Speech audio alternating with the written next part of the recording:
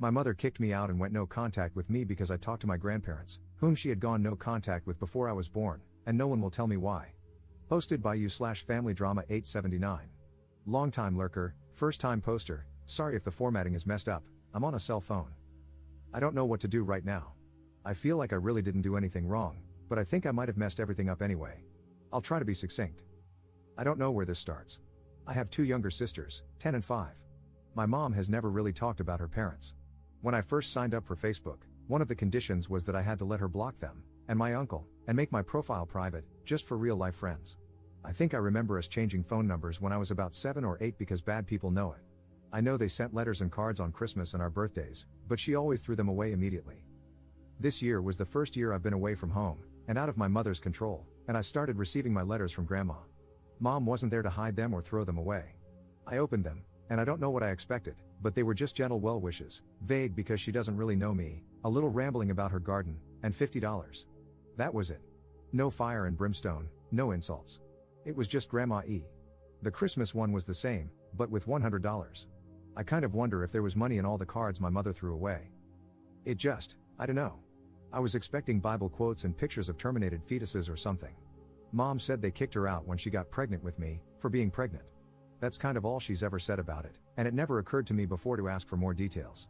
I know she stayed with her lifelong best friend's family, I'll call her Auntie Carol, until I was born, and she married my dad, Auntie Carol's brother, 4 years later when she was 20. That's really all I know. A few months ago, I got really bored and curious. Grandma's letters were pretty harmless and cute, and they were addressed to me. I'm an adult, I don't have to ask my mother for permission to talk to someone. I don't know why I feel so defensive, I didn't do anything wrong. I sent a message to, I'll call my mother's family Smith, Grandma Smith, and she responded within a day. She was excited to hear from me. Could we meet? She'd like to introduce me to my grandfather and uncle. I said sure, why not? Because, well, why not? They don't live that far away, which surprised me. They're about 50 miles from my school and 80 miles from home. I met them, and they were just people. We didn't have anything in common. They aren't voting for Trump, so they're not that brand of old white people. My uncle looks just like my mother but balding. It was nice to meet family I didn't know before, but it wasn't a revelation. I asked about what happened with my mother, and Grandpa Smith said they would have helped her with the baby, but she had too much pride.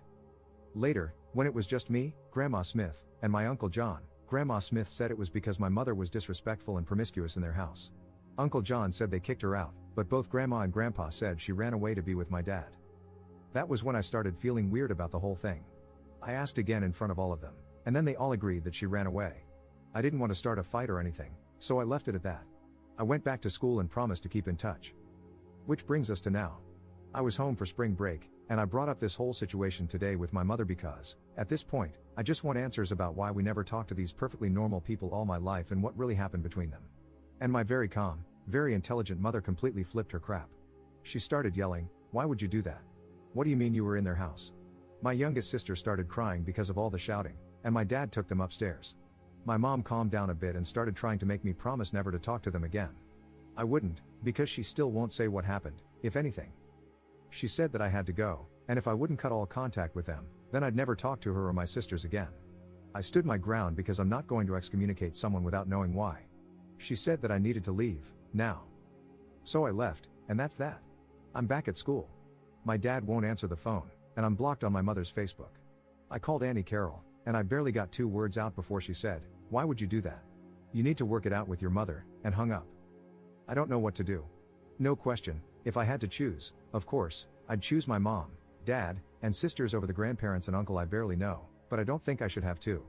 I don't know why my mother is being so extreme about this. I feel like they must have murdered my mom's puppy in front of her or something, but if she would just tell me that instead of getting so upset over nothing, I wouldn't mind cutting them off as much.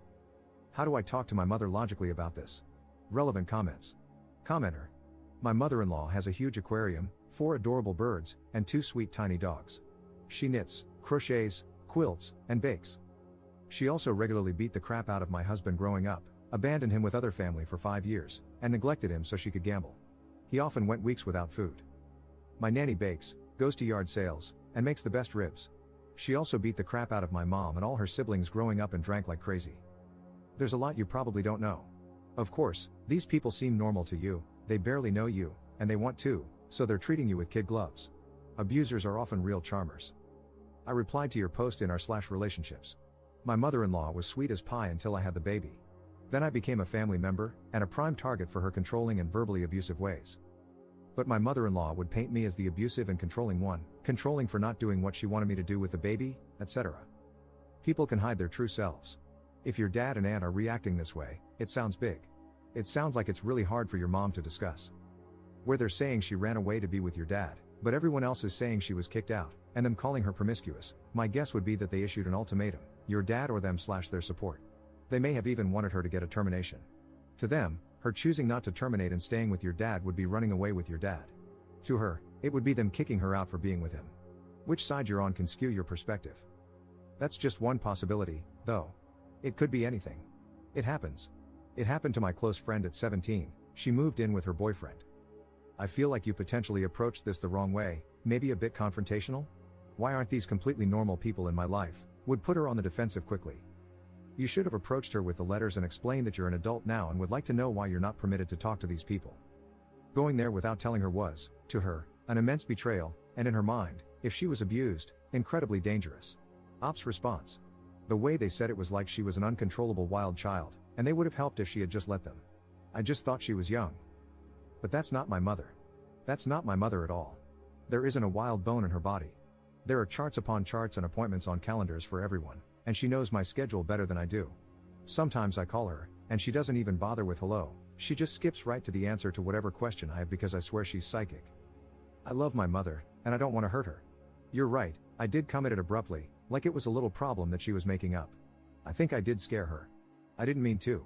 I'm going to go over there later today and try again, more carefully and maturely. Update 2 days later. I don't really want to talk about this, but sitting here obsessing over it isn't helping anything, and I did promise to update. I don't know if there's a rule about it, but trigger warning for incest and grape. So, my mother came by today. I was going to go home and try to talk to her, but she beat me to it. She wasn't upset anymore. She was just really tired and sad. Before anything else, I know a lot of people guessed yesterday about what happened, but if everyone could just not say I told you so, I'd really appreciate it. I apologized as much as I could. I told her about the letters, how they just seem so normal, and I asked why she always throws them away unopened if there might be money in them. She told me they put money in them so that she'll open them, and she said, I know they look harmless, but they're in a secret code that they know only I'd understand. They're upsetting and tiring and pointless, and that's why I just throw them away. She looked at the Christmas card and told me that it used to be her job to tend to the garden because it was supposed to teach her patience and discipline. She said she had to tend it every day, no matter the weather. That her mother mentions the garden in a letter to me as a dig at her parenting, saying that I'm undisciplined and that it's her fault, and that the fact her mother tends it now means she shouldn't have had to and that my mom is a bad daughter for not doing it for her. She says all the letters are like that. She said that when she was a kid, they told her she was worthless and a burden and had to earn her keep. She said that both her father and brother used to do whatever they wanted to her, and I didn't ask for more details, but she said that when she got pregnant, her mother said they weren't going to pay for a baby. She had ignored it for too long to get an inexpensive termination, and her mother called her a WHRE and the baby an abomination, then kicked her out with $10 for the bus and an extra pair of shoes. She went to my dad and Auntie Carol's house and told them what happened, and my dad asked to be on the birth certificate right away. He said she was his best friend and that he'd be honored to be my father. She said she couldn't believe my grandparents would just take her in like that, with no questions asked, with a baby on the way, and not ask for anything in return. She said she'd planned to off herself but couldn't do it anymore because it might have made my dad's family sad. She said her family always told her she was worthless and stupid, and she decided to devote her life to proving them wrong.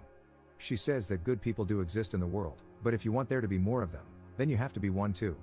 She says she's always loved me, but she never knew what to say. So, that's what happened with my mom and her family. I wanted to know.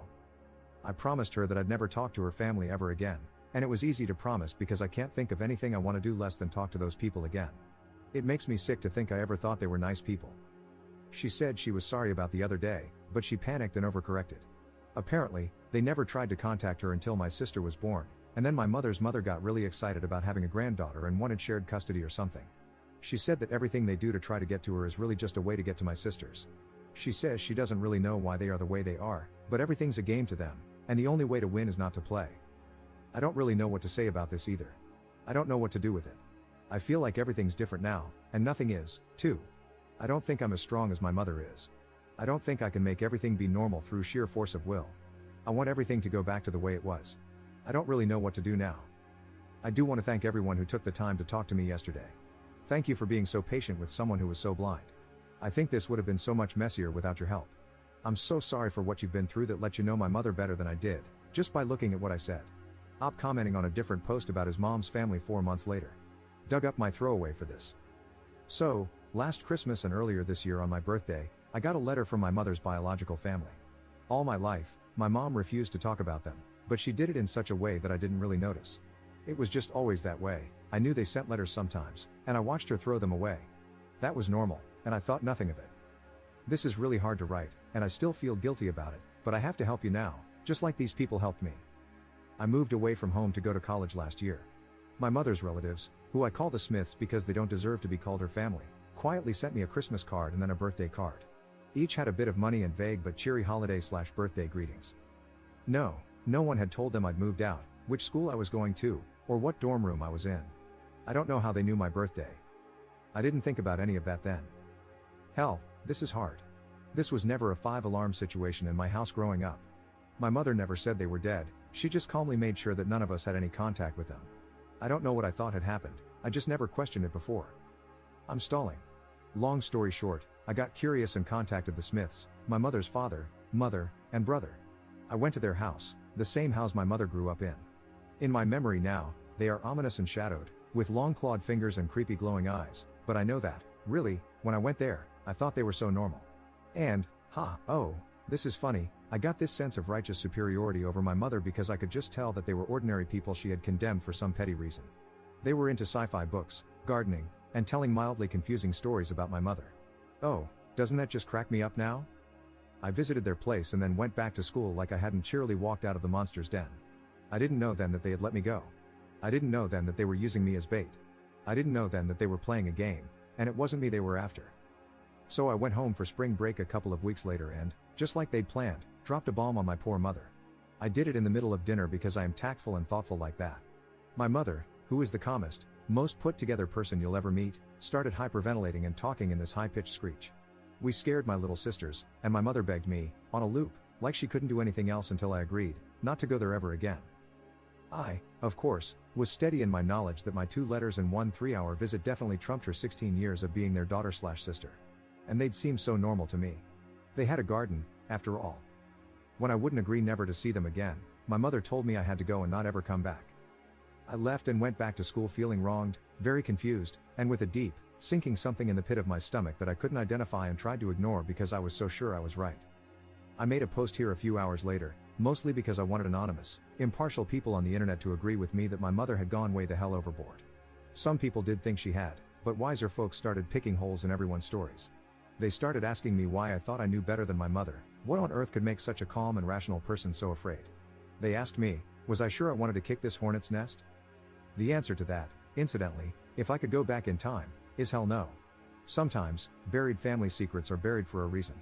I've already written a novel here, and to be honest, I'm still kind of messed up because of this whole fiasco, but the short of it is that there was physical, emotional, and SA going on in that household, and my mother only barely got out of there alive. The reason the Smiths contact us is that they are creepy creeps who play creepy games, and they want contact with my younger sisters for God knows what creepy reason. The thing, though, the whole reason I wrote this all out again, is that the Smiths, and people like them, seem normal. They fooled me, my mother's son. They fooled their neighbors, child services, my mother's childhood friends and their parents, her teachers, and school administrators. My mother's family can put on human faces that are frighteningly believable, that is their true horror. They have a secret code and double meanings and tone of voice that I have to trust my mother on. She said that her mother once said, in the middle of a party, in front of all the ladies, "Your skirt is too short," and that meant her father would be graping her that night. But no one else knew their family code, so they could say things like that with no one the wiser, and no one would ever believe her. My mother's relatives are monsters. They're monsters. They only wear human faces. Whatever reason your mother has for cutting off her monsters, take it from someone who's been there. Are you sure you want to kick this hornet's nest?